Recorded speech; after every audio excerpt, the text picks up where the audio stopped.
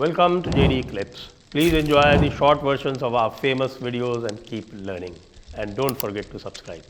कश्मीर में हमें ये नहीं पता चल पा रहा है कि वहाँ जो चुनाव हो रहा है उसमें से कौन सा तो जम्मू कश्मीर को भारत का अंग मानता है और कौन सा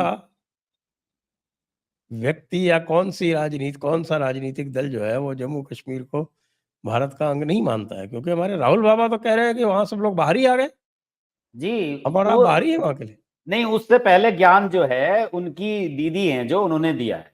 वो लोग कहते हैं ना बंटी बबली की जोड़ी है, वो एक ही कहानी कहते हैं वो सब। तो उसमें उन्होंने जो बातें अभी परसों कही है, मैंने उस पर वीडियो भी बनाया था और बिल्कुल कॉपी टू कॉपी वही बातें उसी दिन उमर अब्दुल्ला ने एक कार्यक्रम में कही है। दोनों का वीडियो सोशल मीडिया पे अवेलेबल है, लोग देख भी सकते हैं उसको। उन्होंने ये कहा, उमर अब्दुल्ला ने, कि साहब पहले ये जो हमारा हक था, जम्मू कश्मीर वालों का हक था, वो 1.4 करोड़ लोगों के लिए था, यानी कि 1,40,00,000 लोगों के लिए था। अब उस पे 140 करोड़ लोग हक जमा रहे हैं। हमारा झंडा हमारा नहीं रहा। वो तो मतलब इस तरह की बात कर रहे हैं कि जैसे वो भारत का हिस्सा कभी थे ही नहीं और ना ही कभी वो बनना चाहते हैं। जनता को इस उस पे लेके जा रहे हैं वो पटरी पे। और यही बात वो कह रही है प्रियंका। प्रियंका तो ये कह रही है कि बताइए, यहाँ पे जियो आ रहा है, रिलायंस आ रहा है, अडानी आ रहे हैं, अंबानी आ रहे हैं, यहाँ शॉपिंग मॉल खोले जा रहे हैं, ये खोले जा रहे हैं, लोकल लोगों को जो है कुछ काम नहीं करने दिया जा रहा है। तो मैंने फिर उस पर वीडियो ये बनाया था कि मैं इस तरीके से तो अगर ये सिद्धांत पूरे देश में लागू होने लगे तो दिल्ली तो 60% खाली हो जाएगी। क्योंकि दिल्ली में तो सारे काम धंधे बाहर के लोगों ने जोड़े हुए हैं। आप सर जाइए ना, गांधीनगर की जो इतनी बड़ी कपड़ा मार्केट है, वो सारे के सारे यूपी, बिहार, उत्तराखंड के लोग उनके मालिक है। वहां पे बड़ी बड़ी फैक्ट्रियां लगाई हुई हैं उन लोगों ने आके। तो इस तरीके से तो उन सबको भगा दिया जाना चाहिए। और बुद्धिहीनता की मतलब एक पराकाष्ठा देखिए, कह रहे हैं कि एलजी बाहर के हैं। तो पहले क्या एलजी लोकल के बन रहे थे वहां पे? गवर्नर क्या सारे के सारे वहां लोकल बन रहे थे? जगमोहन कहां से आए थे उनसे पूछना जरा, या सतपाल मलिक कहां से आए थे? और भी कई गवर्नर रहे बीच में, मैं तो नाम भूल रहा हूं उनके। कौन सा ऐसा था कि वो जम्मू कश्मीर से गवर्नर आया था? गवर्नर और एलजी तो हर प्रदेश में बाहर के होते हैं जी। तो वो मतलब एक तरीके से उनका कहने का मतलब यही है कि हम आपको अलग देश बनाकर देंगे और आप जो है हमारे साथ आ जाइए। और मुझे तो बड़ा आश्चर्य होगा अगर वहां वहां के लोग उन्हें वोटिंग, उनके समर्थन में, इस गठबंधन जो एनसी का और कांग्रेस का है, इसके समर्थन में अगर वो वोटिंग करते हैं लोग, तो मुझे बड़ा आश्चर्य होगा। क्योंकि वो कुछ भी जनता के लिए ऑफर नहीं कर रहे हैं। और जेन्युइनली बताऊं मैं आपको संजय जी, कि इस दौरान मैंने जम्मू कश्मीर के चुनाव को लेकर जो लोग यूट्यूबर्स और बहुत सारे सोशल मीडिया के जो इन्फ्लुएंसर हैं, उन लोगों ने जो वीडियो बनाए, मैंने सभी को ट्रैक किया। मैंने हरियाणा को नहीं ट्रैक किया इतना, मैं जम्मू कश्मीर को ज्यादा ट्रैक कर रहा हूं।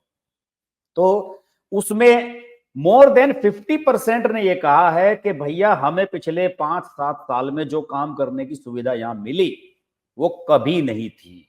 आप कैरन बॉर्डर है वहां पे, जहां एलओसी के पास लास्ट इलाका है जो कैरन का बॉर्डर है, वहां पे एक वो लड़की है, मैं नाम भूल रहा हूं उसका, एक यूट्यूब चैनल है उसकी, मेधा यादव, अच्छी कवरेज की उसने। तो उस लड़की ने वहां उस गांव में जाके एक वीडियो बनाया और उस वीडियो में उसने जितने भी थे सारे मुस्लिम्स थे वहां पे। जिसको भी पकड़ा, उससे भी, जिससे भी पूछा कि भाई आप किसे वोट दोगे, तो उसने कहा जी बीजेपी को वोट देंगे। कि क्यों? कि साहब ये जो गांव है ना, छोटा सा बॉर्डर का, सामने बॉर्डर के पार पाकिस्तान की चौकी दिखाई दे रही है। यहां से देखिए सामने वो कौन सी नदी है, मैं नाम भूल गया उसका, हिंदू ही नाम है किशन उसका, गंगा। किशन गंगा। कि किशन गंगा जो नदी है उसके पार वो देखिए पाकिस्तान की चौकी दिख रही है, वहां पाकिस्तान का झंडा लिखा हुआ है और उस पर लिखा हुआ है उर्दू में कश्मीर हमारा है। तो वो उन्होंने कहा कि जब तक 370 नहीं हटी थी इस गांव में, इंडिया में 3 घंटे बिजली आती थी पूरे दिन में। एक जनरेटर था, वो पूरे गांव का काम करता था और उसी दौरान सब अपने मोबाइल चार्ज करते थे। किसी को कोई काम बिजली का, वॉशिंग मशीन चलानी है तो चलाते थे। कह रहे कि 3 घंटे, और आज 24 घंटे बिजली है। तो उसने कहा कि हम तो वोट देंगे बीजेपी को। काम करके दिखाया है उन लोगों ने 5 सालों में पिछले। देखिए, जिस जगह की आप बात कर रहे हैं ना, वो जम्मू कश्मीर पे मेरा अच्छा अध्ययन है। जी। वो जो स्थान है ना, वो आता है बारामूला पार्लियामेंट्री कॉन्स्टिट्यूंसी में। हाँ जी, ये नॉर्थ और का है शायद ये। ये नॉर्थ का, ये जो कुपवाड़ा हंडवाड़ा जो एरिया है, हाँ, हाँ। ये हिल्स का एरिया है, ये हुँ, उसमें आता है। हुँ, लेकिन जब आप कश्मीर वैली में आएंगे ना, हुँ, वो जो छोटी सी वैली है, जिसको ये पता नहीं क्या समझते हैं, हुँ। उस वैली की जो स्थिति है, वहां पर जो आपने देखा होगा, जो अर्चना तिवारी ने जो इंटरव्यू लिए, हाँ, हाँ, राज धर्म वाली ने। राज धर्म वाली ने, और उसने उसके सामने जिस पूरी तरह बहस से हुई है लोग जो उसकी है, तो। बिल्कुल, जी। बिल्कुल। और हुँ, फिर जो है वो इल्तिजा मुफ्ती ने और किसने किसने कहा कि अरे ये यहाँ पर कम्युनलिज्म फैला रही है। अरे यार, बताओ। वो तो सवाल पूछ रही है, बाकी हाँ, सामने वाले अगर कह रहे हैं कि साहब कि हमको यहाँ मंदिर नहीं चाहिए, हमको यहाँ हिंदू नहीं चाहिए, वो तो सामने वाले कह रहे हैं, हाँ, उनके मुंह में डाल के थोड़ी किसी ने कहा था। बिल्कुल। तो असलियत जो है वो वैली की, और ये जो आपके पहाड़ी क्षेत्र हैं, इनकी काफी अलग है। हाँ, और देखिए संजय जी 10 साल में कितनी चीजें बदल गई। जब चुनाव हुआ था 2014 में हुआ था, इस बार मैंने देखा है कि सोशल मीडिया की वजह से, यूट्यूबर्स की वजह से जो असली असली चीज है ना अंदर की, वो निकल के सामने आई है। और एक वो तो निश्चित रूप से कि है ही कि 370 हटी है, वो तो मुद्दा रहना ही था। लेकिन जितनी डीप कवरेज इस बार हुई है, जितना मीडिया वहां पर गया है इस बार, पहले क्या था कि सब प्रिंट मीडिया था, यही लिखते हम्म। थे द हिंदू वाले, इंडियन एक्सप्रेस वाले, सारे वामपंथी, है ना। तो सर ये इनकी कहानी कुछ और होती थी। लेकिन अब यूट्यूबर जो पहुंच रहा है, वो बिल्कुल जेन्युइन आदमी के पास पहुंच रहा है। डल झील में आपको तो पता है, आप तो गए होगे, वहां पे एक वो मार्केट लगता है शिकारे वाला, हाँ, अंदर ही शिकारा सब्जियां भी मार्केट लगता है। मिलती हैं, सारी चीजें मिलती हैं उसमें। तो उसमें उसने कई उस रिपोर्टर ने कई कई लोगों से बात की, उनसे कहा कि आप क्या बेचते हैं, कि साहब मैं ये चॉकलेट के ये बाउल्स बना के बेचता हूं, और केवल मैं बनाता हूं, और या फिर डेनमार्क से मेरे कोई परिचित आए थे वो बनाते थे, ये एक्सक्लूसिव है, रेसिपी नहीं दूंगा। उसने पूछा तो कितने पैसे कमा लेते हो सारे दिन में।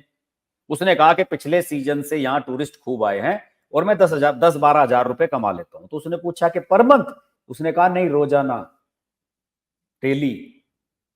तो इतना इतना फर्क है, इतनी सारी चीजें आई हैं। और देखिए, ले दे के मैंने जो निचोड़ देखा लोगों की बातचीत का, लोग बाग ये कह रहे हैं कि भाई बेरोजगारी है। बेरोजगारी तो आप कहीं भी जाओगे, आप हरियाणा में वीडियो बनाओगे वहां भी मुद्दा यही मिलेगा, बिहार में जाओगे वहां भी कहेंगे, युवा लोग तो होते ही हैं, युवाओं अरे को तो साहब, वो नौकरी चाहिए। बेरोजगारी की डेफिनेशन है, रोजगार का मतलब है सरकारी नौकरी। तो भाई, हाँ, अगर जी जी। सरकारी नौकरी को अगर आप मान लें कि वही हम्म, रोजगार का पैरामीटर है, तो साहब हाँ, 99% तो सदैव बेरोजगार रहेंगे। बेरोजगारी रहने वाले हैं। अगर आप ये सोच रहे हैं कि हर आदमी को 100% सबको सरकारी नौकरी मिल जाएगी, बिल्कुल सही बात आपने कही। सही मायने में सब लोगों का मतलब ये है कि सरकारी नौकरी नहीं मिल रही है, सरकारी नौकरी के पीछे। अब सरकारी नौकरी के अलावा वहां प्राइवेट सेक्टर डेवलप नहीं हो रहा है। अब आप बताइए कि नोएडा या गुड़गांव जैसा कोई शहर है वहां पे, कि किसी आईटी की हो भी कंपनी ने हो अपना भी हब नहीं बनाया सकता हो। ना, हो भी नहीं हाँ, सकता। जैसे ही कोई वहाँ जाता है, वहाँ पे एक्चुअली क्या है, मैं बताऊँ आपको, वहाँ पर एक पूरा नेक्सस बना हुआ है, जिसमें ये अब्दुल्लास और मुफ्तीज़ जो हैं, ये सबसे बड़े उसके पार्टिसिपेंट्स हैं। हाँ, उन्होंने वहाँ के एक बिज़नेस माफिया को प्रश्रय दे रखा है, और उसके साथ में उनका करार है कि वो किसी को नहीं आने देंगे। बिल्कुल।